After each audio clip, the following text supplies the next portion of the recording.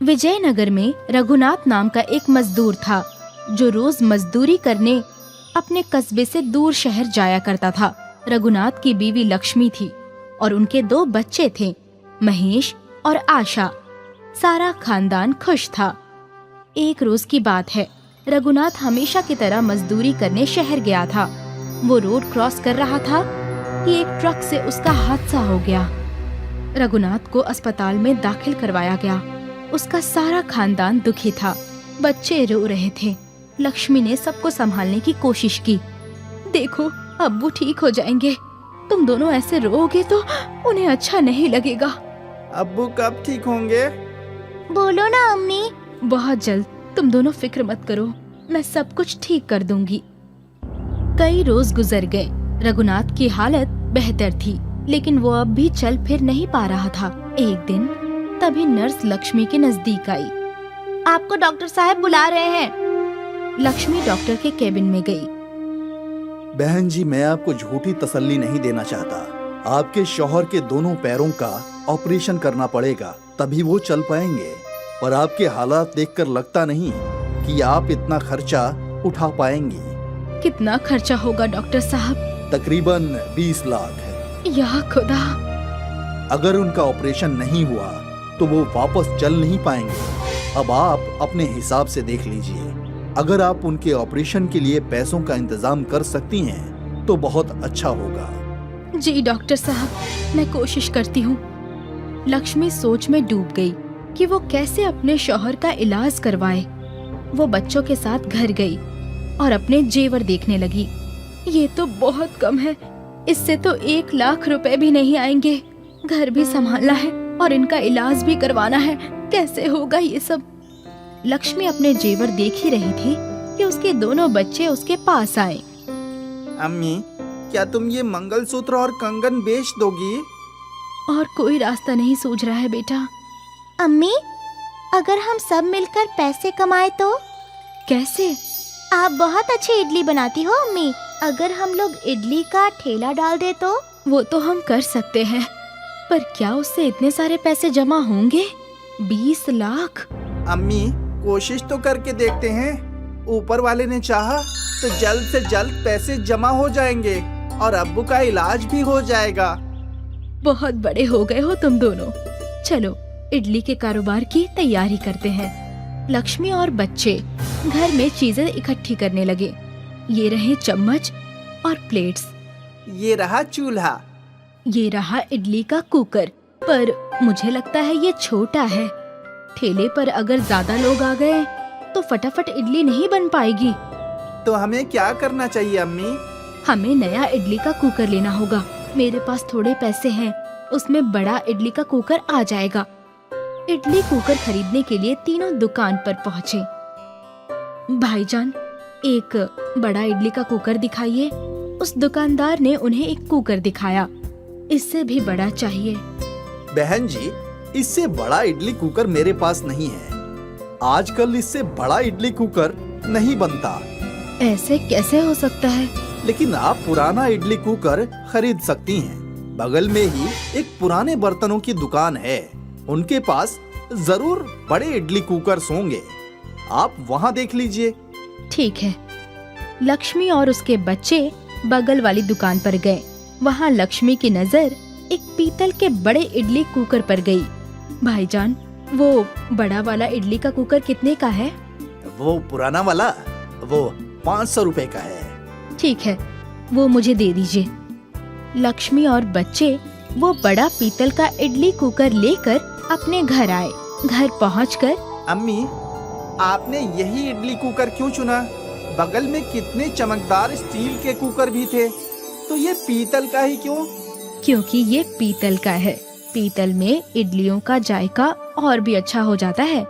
और तो और हमें ये बहुत अच्छे दाम में मिला। लेकिन अम्मी, हमें नया कुकर लेना चाहिए था ना। देखो ना, इस पे कितनी गंदगी है। आशा, ये पीतल का है। अभी इसे घिसूंगी ना तो चमकने लगेगा। ठीक है अम्मी। लक्ष्मी ने वो इडली कुकर धोया और वो चमकने लगा। अरे वाह, ये तो चमक रहा है।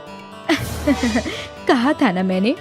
और आशा, इसीलिए कहते हैं ओल्ड इज गोल्ड। माँ, इसमें इडली बनाकर देखो तो। हाँ हाँ, बनाती हूँ। लक्ष्मी ने उस इडली कुकर की थालियों में इडली का आटा डाला और उसे गैस पर चढ़ा दिया। अब हमें 8 मिनट इंतजार करना होगा ना अम्मी? हाँ बिल्कुल।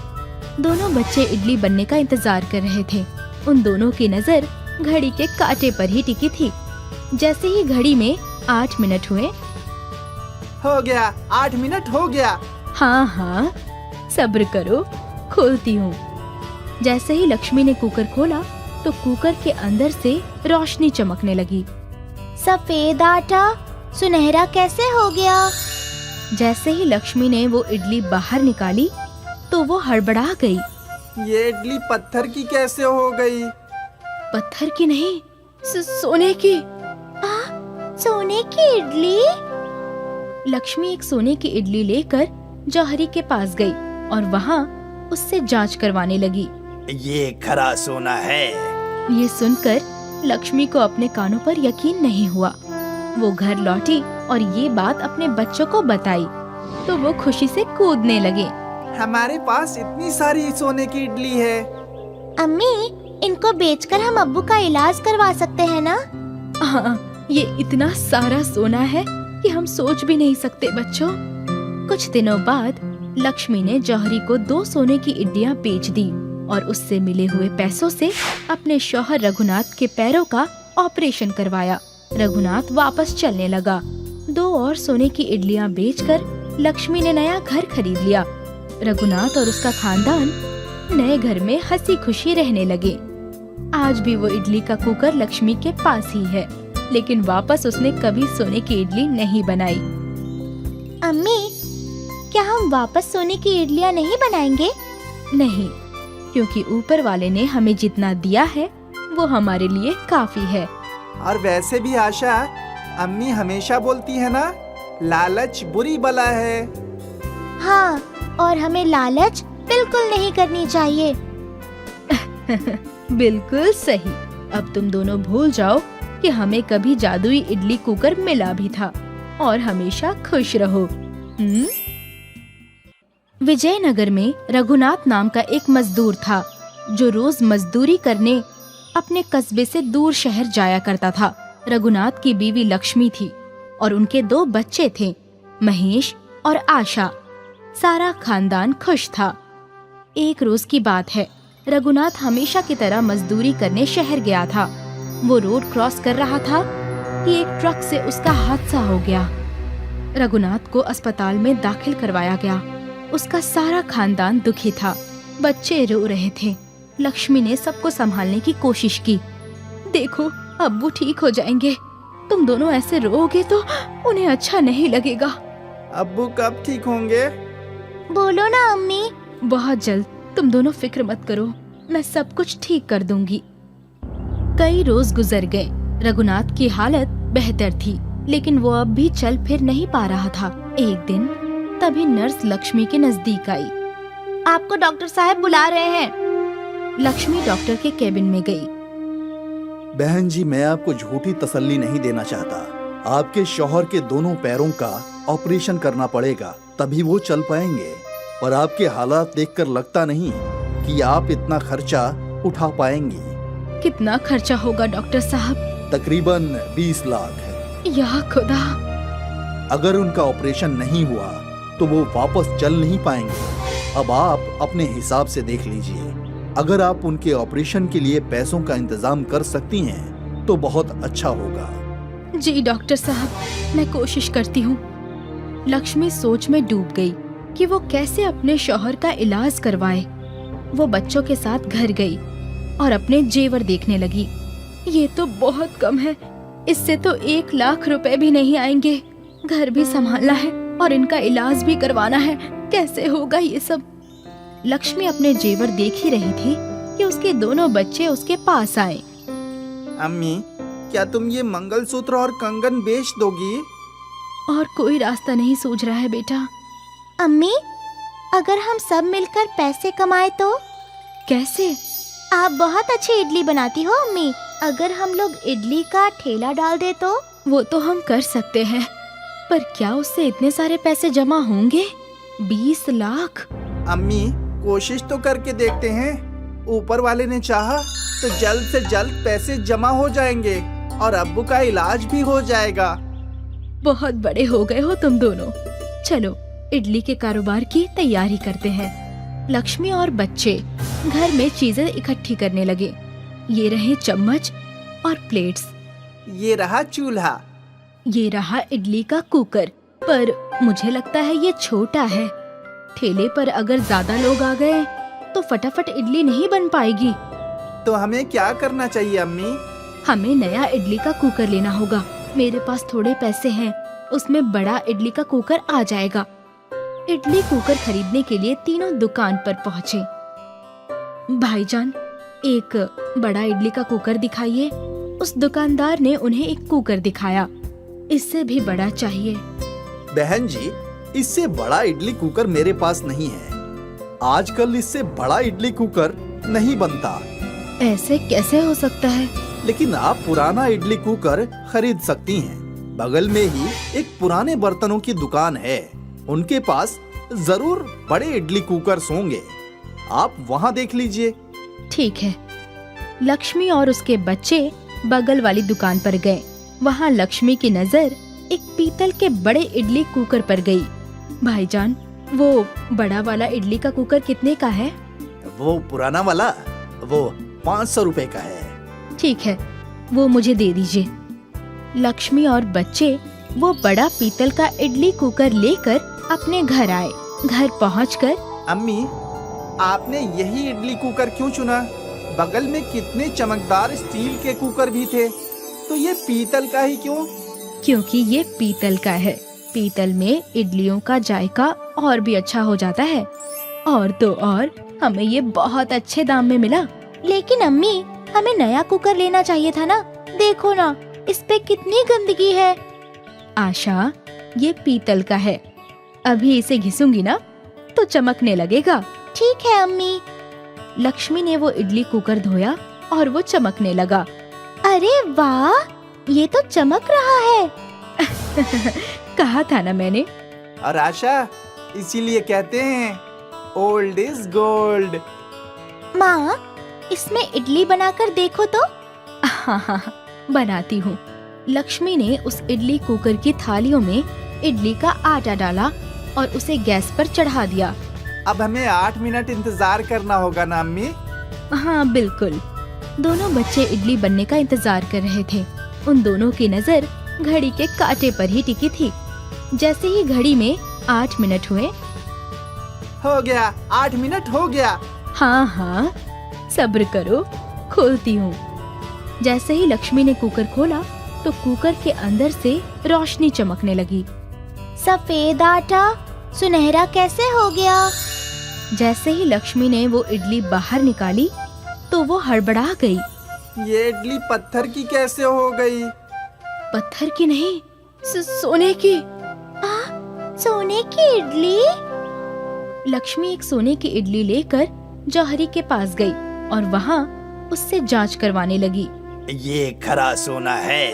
ये सुनकर लक्ष्मी को अपने कानों पर यकीन नहीं हुआ। वो घर लौटी और ये बात अपने बच्चों को बताई तो वो खुशी से कूदने लगे। हमारे पास इतनी सारी सोने की इडली है। अम्मी, इनको बेचकर हम अब्बू का इलाज करवा सकते हैं ना? हाँ, ये इतना सारा सोना है कि हम सोच भी नहीं सकते बच्चों। कुछ दिनों बाद लक्ष्मी ने जौहरी को 2 सोने की इडलियां बेच दी और उससे मिले हुए पैसों से अपने शौहर रघुनाथ के पैरों का ऑपरेशन करवाया। रघुनाथ वापस चलने लगा। 2 और सोने की इडलियां बेचकर लक्ष्मी ने नया घर खरीद लिया। रघुनाथ और उसका खानदान नए घर में हंसी खुशी रहने लगे। आज भी वो इडली का कुकर लक्ष्मी के पास ही है, लेकिन वापस उसने कभी सोने की इडली नहीं बनाई। अम्मी, क्या हम वापस सोने की इडलियां नहीं बनाएंगे? नहीं, क्योंकि ऊपर वाले ने हमें जितना दिया है वो हमारे लिए काफी है। और वैसे भी आशा, अम्मी हमेशा बोलती है ना, लालच बुरी बला है। हाँ, और हमें लालच बिल्कुल नहीं करनी चाहिए। बिल्कुल सही। अब तुम दोनों भूल जाओ कि हमें कभी जादुई इडली कुकर मिला भी था। और हमेशा खुश रहो। एक गांव में सूका और लंबू दो भाई रहते थे, लेकिन दोनों की आपस में बिल्कुल नहीं बनती थी। दोनों को लगता था कि उसका भाई उसका भला नहीं चाहता, इसीलिए दोनों रोजाना आए दिन झगड़ते रहते थे। उनकी अम्मा उन्हें समझाती थी, लेकिन वो दोनों अपनी अम्मा की बात भी नहीं मानते थे और इसका फायदा चतुर उठाता था। आए दिन दोनों अपना काम बदलते रहते थे। एक रोज सूका ने बिरयानी की ठेली लगा ली, जबकि लंबू अमरूद ही बेच रहा था। देख लंबू, तू अमरूद में मुझसे बहस कर रहा था, इसलिए मैंने चिकन बिरयानी का काम शुरू किया है। अब तू यहाँ कोई बहस मत करना, वरना अच्छा नहीं होगा। देख भाई, अगर तू प्यार से कहता तो इस बार मैं तेरी बात मान भी जाता, लेकिन तूने मुझे पीटने की धमकी दी है। अब मैं कल से चिकन बिरयानी ही बेचूंगा, लेकिन इस बार मैं तेरा काम बंद करा कर रहूंगा। ठीक है, देखते हैं कि कौन जीतता है। दोनों बहस कर ही रहे थे कि तभी वहाँ चतुर आ गया। क्या हुआ भाई, कैसे लड़ रहे हो सुबह सुबह? और चुका, तू आज बिरयानी ले आया, वो भी चिकन? अरे वाह, ला एक प्लेट दे, खाकर बताऊं कि कैसी बनी है। चतुर भाईजान, ये ठेला आपका है, जितना खाना है आराम से खाओ। चतुर ने बिना पैसों के ही खूब बिरयानी खाई। वो सूका की बिरयानी की तारीफ करने लगा। ये बात लंबू को पसंद नहीं आई। सुका, तूने बिरयानी तो गजब बनाई है, खाकर मजा आ गया। अब ये ग्राहकों को भी खूब पसंद आएगी। अरे भाईजान, तुम कल मेरे हाथ की बिरयानी खाना, उंगलियां चाटते रह जाओगे। ठीक है, कल की कल देखी जाएगी। अभी तो तुम अमरूद ही खिला दो, तुम्हारे अमरूद भी कम अच्छे नहीं हैं। लंबू थोड़ी सी तारीफ से खुश हो गया और चतुर को मुफ्त के अमरूद मिल गए। सूका ने दिन भर बिरयानी 50 रुपए में बेची और उसकी अच्छी कमाई हुई। ये बात उसकी आंखों में खटक रही थी। शाम को दोनों भाई अपने घर की जानिब चले। अगले रोज लंबू सूका से पहले ही अपनी कार्ट लेकर पहुंच गया और उसने उस बोर्ड पर लगा दिया, चिकन बिरयानी 40 रुपए प्लेट। कुछ ही देर में वहाँ सूखा भी आ गया। पागल, इतने कम में बिरयानी बेच रहा है? आज बताऊंगा तुझे कि तू कैसे अपनी बिरयानी बेच पाएगा।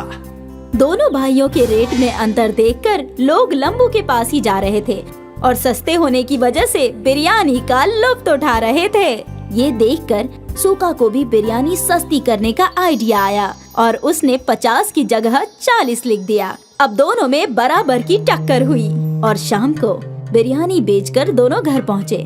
मैंने सुना है कि तुम दोनों आज भी अपना नुकसान करके आए हो। अम्मा, इसने मुझे धमकी दी थी और अब मैं इसका काम बंद करवा के रहूंगा। अम्मा, जब आपको कुछ भी इल्म ना हुआ करे तो कुछ भी मत बोला करो। ठीक है, अब से मैं कुछ नहीं कहूँगी। तुम दोनों को जो भी करना है वो करो। एक दिन सुबह सुबह चतुर सूका से मिलने आया। आओ चतुर भाईजान, बैठो। अरे मैं तो तुम्हें अपना मानता हूँ, इसलिए व्यापार के कुछ कायदे सिखाने आया हूँ। भाईजान, अब तक तुम्हारी मान कर ही तो कारोबार कर रहा हूँ। तुम अब बिरयानी को 5 रुपए में बेचना शुरू कर दो। 5 रुपए में तो चिकन का खर्चा भी नहीं निकलता। तुम अपने भाई को हराना चाहते हो ना, तो तुम्हें पैसे अपनी जेब से लगाने होंगे, लेकिन मेरे पास तो पैसे ही नहीं है। तुम्हारा ये भाई कब काम आएगा? जितने पैसे तुम्हें चाहिए मैं दूंगा।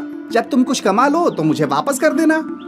चतुर ने सूका को कर्जा दे दिया और सूका ने 5 रुपए चिकन बिरयानी का बोर्ड लगा दिया। उसके पास लाइन लग गई। लोग टोकन लेकर अपनी बारी का इंतजार कर रहे थे। लंबू ये देखकर दुखी हो रहा था। तभी वहाँ पर चतुर पहुँच गया। क्या हुआ लंबू, तुम मायूस क्यों हो? अंजाम सामने है और आप मुझसे मायूसी की वजह पूछ रहे हो। तो तू भी 5 रुपए में बिरयानी बेचनी शुरू कर दे। मेरे पास इतने पैसे ही नहीं है, ना जाने सूका के पास पैसे कहाँ से आ गए। तुम फिक्र मत करो, मैं तुम्हें कर्ज देता हूँ और तुम भी अब 5 रुपए में बिरयानी बेचना शुरू कर दो। चतुर ने लंबू को भी कर्जा दे दिया और दोनों भाई 5 रुपए में चिकन बिरयानी बेचने लगे। आइए आइए, 5 रुपए में चिकन बिरयानी खाइए। आइए आइए, 5 रुपए में चिकन बिरयानी खाइए। एक प्लेट में चिकन के 4 बोटियाँ, जायकेदार और किफायती चिकन। एक प्लेट में 5 बोटियाँ और सिर्फ 5 रुपए में। दोनों भाइयों की दुश्मनी का लोगों ने जमकर फायदा उठाया और 5 रुपए में भरपेट बिरयानी खाए। आज दोनों भाई दोपहर को ही सारी बिरयानी बेचकर घर पहुँचे। कितना कमाया आज। सूखा और लंबू ने अम्मी जान को सब कुछ सच बताया। अच्छा, तो तुम दोनों को पैसे चतुर ने दिए थे, अब तुम खुद सोच लो कि वो क्या चाहता है। अम्मा, हमें माफ कर दो। हाँ अम्मा, हम आज से आपस में नहीं लड़ेंगे। जितना हम लड़ाई करते रहेंगे उतना दूसरे लोग फायदा उठाएंगे। हाँ अम्मा, हमें ये आज समझ में आ गया है। अब हम मिलकर काम करेंगे और चतुर को सबक सिखाएंगे। दोनों भाइयों ने एक ही कार्ड पर बिरयानी लगाई और बोर्ड लगाया लंबू सूखा बिरयानी वाला। अगले रोज वो दोनों पहुंच गए। जब चतुर ने अगले रोज जाकर देखा तो उसके होश फाख्ता हो गए और उसने इत्तिहाद को देखकर वहां से दूर भाग जाना ही बेहतर समझा। दोस्तों, इससे हमें सबक मिलती है कि हमें आपस में इत्तिहाद बनाकर रखनी चाहिए, वरना कोई और इसका फायदा उठा जाएगा। और साथ ही चापलूसों से होशियार रहना चाहिए, वरना जल्द ही डूब जाओगे। जुनूब हिंद के एक देहात में चिनप्पा अपनी बीवी रमा के साथ रहता था। दोनों देहात के एक ज़रात में मजदूरी करके अपना घर चलाया करते थे।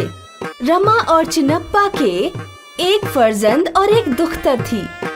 वो लोग अपने बच्चों को तालीम और तरबियत देकर नेक इंसान बनाना चाहते थे, लेकिन अचानक से चिनप्पा की तबीयत खराब रहने लगी। वो बहुत बीमार हो गया। अब रमा को ज़रात में मजदूरी भी तन्हा करनी पड़ती, अपने बच्चों का ख्याल भी रखना पड़ता था और अपने बीमार शौहर का भी। उसके हालात बहुत ही बदतर हो गए थे। एक रोज चिनप्पा की तीमारदारी के लिए उसके भाईजान मोहन आए। भाईजान, आपकी तबीयत तो बहुत ज्यादा खराब है। आपने किसी काबिल हकीम को दिखाया कि नहीं? दिखाया भाईजान, लेकिन कोई सलाहियत नहीं मिल रही। मैं दरगाह आपके नाम से खुदा से इल्तिजा दुआ फरियाद करूंगा आपकी सलामती के लिए। शुक्रिया भाईजान।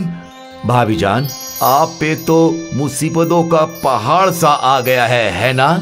हाँ भाईजान, लेकिन हालात से शिकस्त कैसे हो जाऊं? भाभी जान, मैं एक इडली की दुकान डाल रहा हूँ।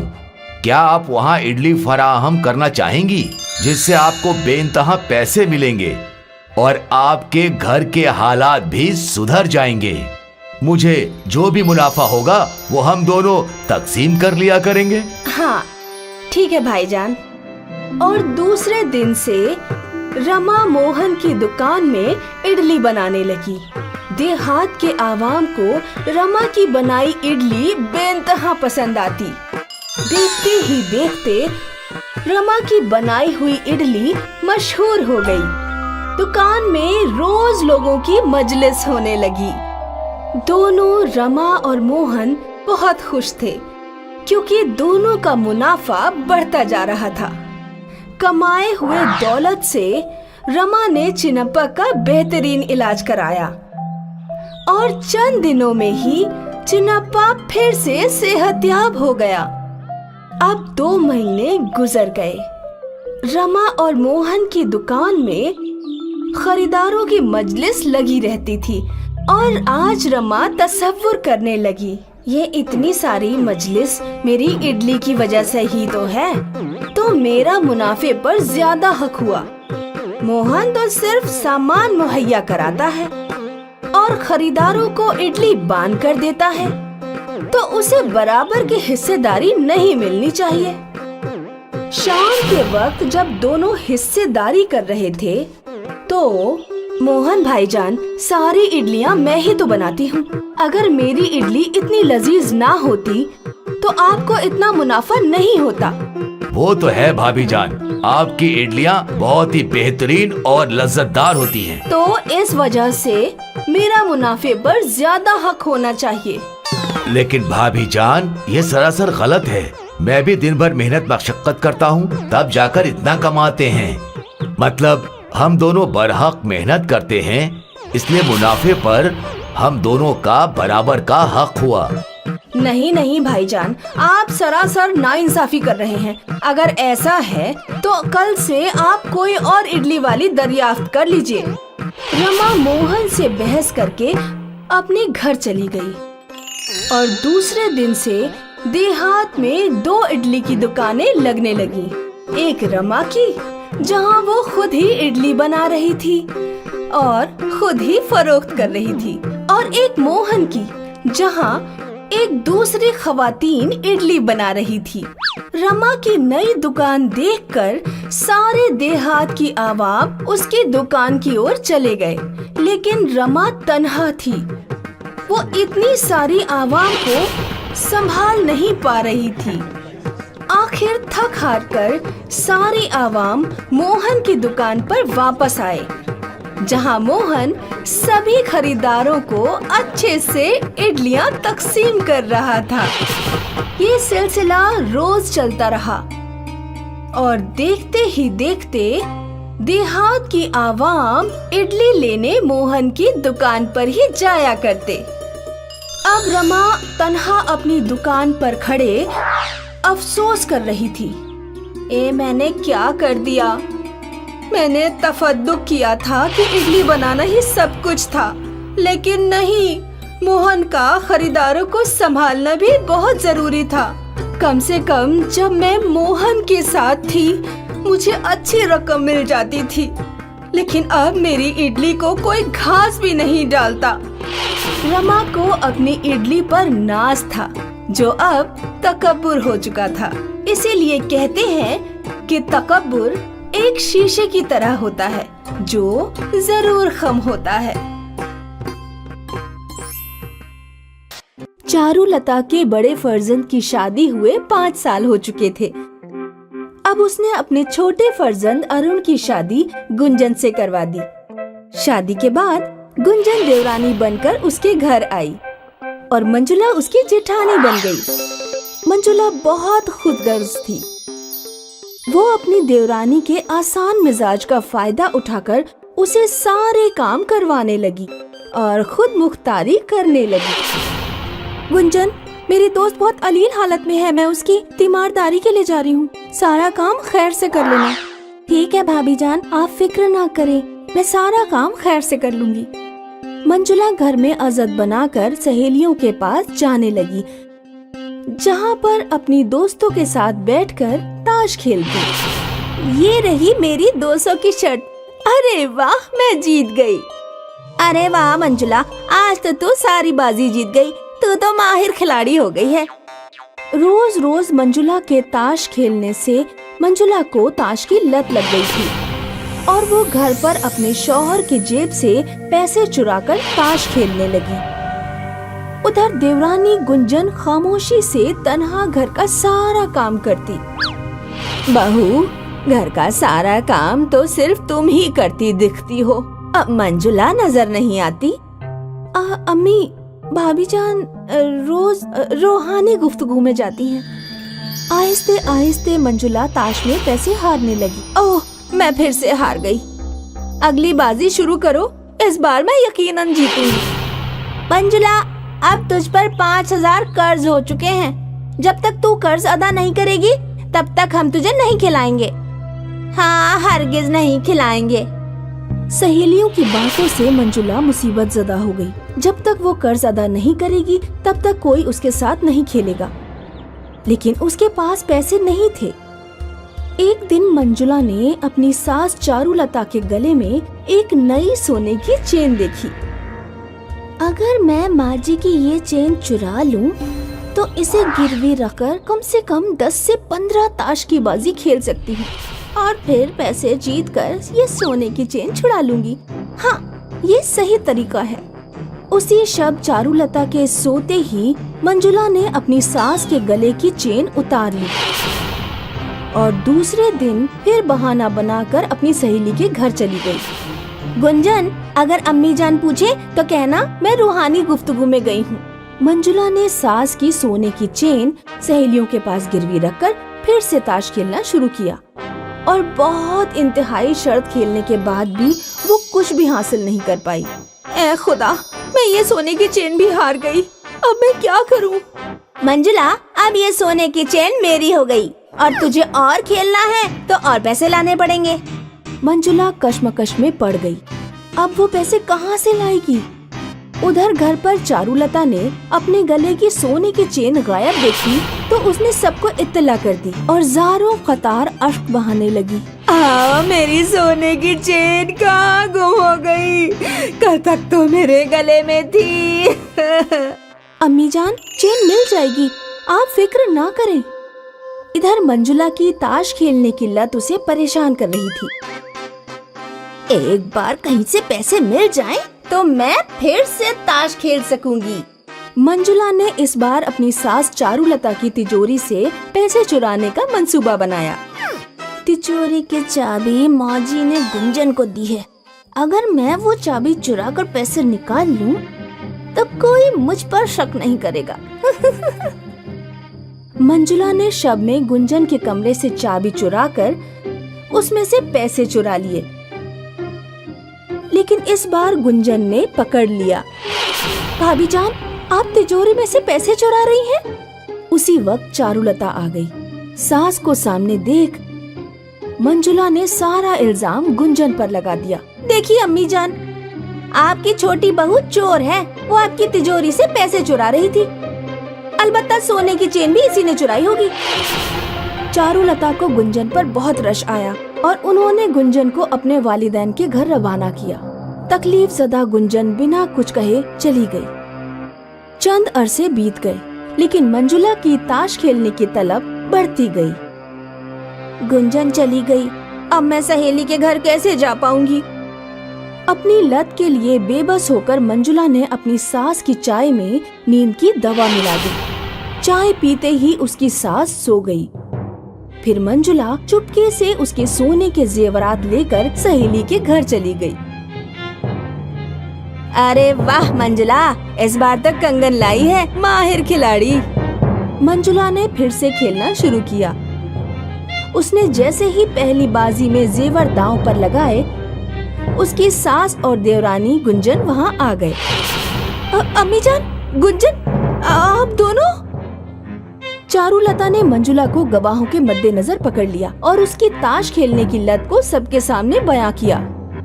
मंजुला बहू, मुझे तुम पर बहुत दिनों से शक था, लेकिन जब तुमने छोटी बहू पर इल्जाम लगाया तब मेरा शक यकीन में बदल गया। भाभी जान, आपने रूहानी गुफ्तगू के नाम पर फरेब किया और घर में चोरी करके सबको तकलीफ दी है। तुम्हारे ताश की लत और जीतने के जुनून की वजह से तुम मेरे कंगन और चेन दोनों गंवा चुकी हो। वो तुम्हारे हिस्से के जेवर थे। अब मेरे बाकी जेवरात पर छोटी बहू का हक है। मुझे माफ कर दीजिए अम्मी जान, आज के बाद मैं ऐसा कतई नहीं करूँगी। हर ताश खेलने वाले को लगता है कि वो बहुत सारा पैसा जीतेगा, लेकिन अगर एक बार ताश की लत लग जाए तो गारत कर देती है। किसी भी शय की लत या नशा इंसान को तबाह ही करता है, इसीलिए इससे दूर ही रहना चाहिए।